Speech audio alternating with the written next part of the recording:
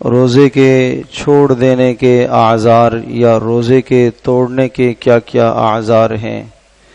پہلا عذر تو سفر شرعی ہے۔ جب ایک آدمی 77.5 کلومیٹر کے سفر کے ارادے سے اپنے گھر سے کسی جگہ پر نکلتا ہے تو وہاں اگر وہ روزہ چھوڑنا چاہے تو وہ روزہ چھوڑ سکتا ہے، تاہم اگر اس سفر میں وہ روزہ رکھتا ہے تو روزہ رکھنا اس کے لیے بہتر اور افضل ہے۔ بیماری کی وجہ سے جب یہ خطرہ لاحق ہو جائے کہ اگر روزے کو برقرار رکھے گا تو مرض بڑھ جائے گا یا جان چلی جائے گی تو اس صورت میں بھی وہ روزہ توڑ سکتا ہے۔ بھوک یا پیاس کی وجہ سے یہ حال ہو جائے کہ اگر روزہ نہیں توڑے گا تو موت واقع ہو جائے گی، ایسی حالت میں بھی بندے کو روزہ توڑ دینا چاہیے۔ جس طرح آج کل کے حالات چل رہے ہیں کہ اگر شدید پیاس یا بھوک کی وجہ سے نڈھال ہو گیا ہے اور یہ کیفیت ہو گئی ہے کہ اب اگر روزہ نہیں توڑے گا تو جان چلی جائے گی یا سخت نقصان کا اندیشہ ہے، تو ایسی حالت میں اسے فوراً روزہ توڑ دینا چاہیے۔ ایسے روزے کی بعد میں قضا کرنی ہوگی۔ اسی طرح سے وہ عورت کہ جو امید سے ہے اور بچے کو اگر نقصان ہوتا ہے تو وہ بھی روزہ چھوڑ سکتی ہے، اور دودھ پلانے والی عورت بھی جب اسے یہ خدشہ اور ڈر ہو کہ اگر کچھ نہ کھایا اور نہ پیا تو دودھ نہ ہونے کی وجہ سے بچے کی جان کا خطرہ ہے، تو اس صورت میں وہ بھی روزہ چھوڑ سکتی ہے۔ روزے کے قبول ہونے کے آداب اور شرائط بھی ہیں کہ اگر ہم ان آداب کی رعایت رکھیں گے تو ہمارا روزہ اللہ پاک کے یہاں مقبول ہوگا۔ اگر ان آداب کی رعایت نہ رکھی جائے تو وہ روزہ اللہ تبارک تعالیٰ کے یہاں باعث اجر نہیں بنے گا، محض فرض تو ذمے سے ادا ہو جائے گا لیکن آدمی اجر و ثواب سے محروم ہو جائے گا۔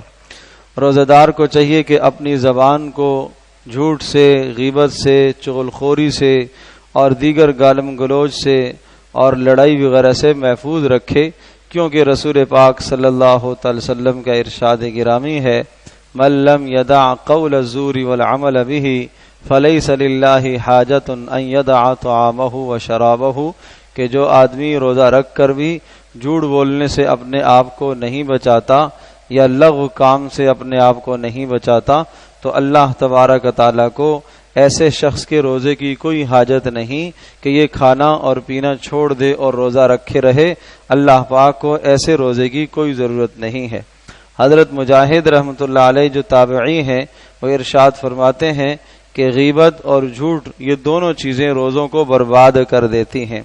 روزہ دار کو چاہیے کہ غیبت سننے سے بھی اجتناب کرے، اس لیے کہ نبی پاک صلی اللہ علیہ وسلم نے ارشاد فرمایا کہ غیبت کرنے والا اور سننے والا دونوں کے دونوں گناہ میں برابر کے شریک ہیں۔ اسی طرح سے نگاہوں کی حفاظت کرے، ہر ایسی چیز سے اپنی نگاہ کو بچانا ہے کہ جو چیز انسان کو اللہ پاک کی یاد سے غافل کر دے۔ حدیث پاک میں آتا ہے، حضرت صلی اللہ علیہ وسلم نے ارشاد فرمایا 5 چیزیں روزے کو برباد کر دیتی ہیں، جھوٹ بولنا، غیبت کرنا، چغلخوری کرنا اور جھوٹی قسم کھانا اور بد نظری کرنا۔ یہ 5 وہ گناہ ہیں کہ جو انسان کے روزے کو بالکل برباد کر دیتے ہیں، اجر و ثواب سے بندہ محروم ہو جاتا ہے۔ اسی طرح سے اپنے پیٹ کو حرام کے لقمے سے بچائے۔ حرام کا لقمہ انسان کے ایمان کے لیے زہر قاتل کی طرح ہے۔ صبح سے لے کر شام تک ایک آدمی روزے سے رہے اور شام کو اگر حرام کے لقمے سے اس نے روزہ افطار کیا تو اس روزے کا ثواب بھی وہ نہیں پائے گا۔ افطار کے وقت زیادہ کھانے سے اجتناب کرے، نفس کو صبح سے لے کر شام تک بندہ بھوکا رکھے اور افطار کے وقت قسم قسم کے کھانوں سے شکم سیر ہو جائے تو اس طرح سے بندے کا نفس کبھی بھی مغلوب نہیں ہوگا، جبکہ روزے کا مقصد نفس کو مغلوب کرنا ہے اور روحانی قوت کو غالب کرنا ہے۔ اسی طرح سے زیادہ سونے سے بھی اجتناب کرے اور دن کو ذکر اور تلاوت میں گزارے اور اپنے آپ کو اللہ تبارک تعالیٰ کی عبادت میں خوب تھکائے، اور اس تھکن میں اگر اسے پیاس بھی لگتی ہے اور اسے بھوک بھی لگتی ہے تو اس پیاس اور بھوک کو برداشت کرے اور اللہ تبارک تعالیٰ سے اجر کی امید رکھے۔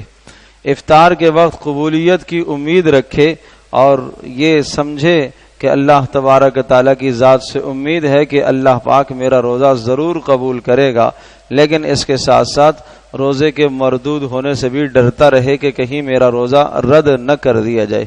تو ان تمام آداب کے ساتھ جب بندہ روزہ رکھتا ہے تو اللہ تبارک تعالیٰ کے یہاں وہ روزہ شرف قبولیت پاتا ہے، اور یہ روزہ پھر رسول پاک صلی اللہ علیہ وسلم کے فرمان کے مطابق یہ جہنم سے اس کے لیے ڈھال بنے گا۔ اور پھر یہ روزہ حضرت صلی اللہ علیہ وسلم کی حدیث کے مطابق کہ اللہ پاک کا ارشاد گرامی ہے کہ روزہ میرے لیے ہے اور میں خود ہی اس کا بدلہ دوں گا، یا روزہ میرے لیے ہے اور میں خود ہی اس کا بدلہ ہوں۔ یہ جب ہی ہے کہ جب آدمی ان آداب کے ساتھ روزہ رکھے۔ اللہ پاک ہم سب کے لیے عمل کرنا آسان فرمائے۔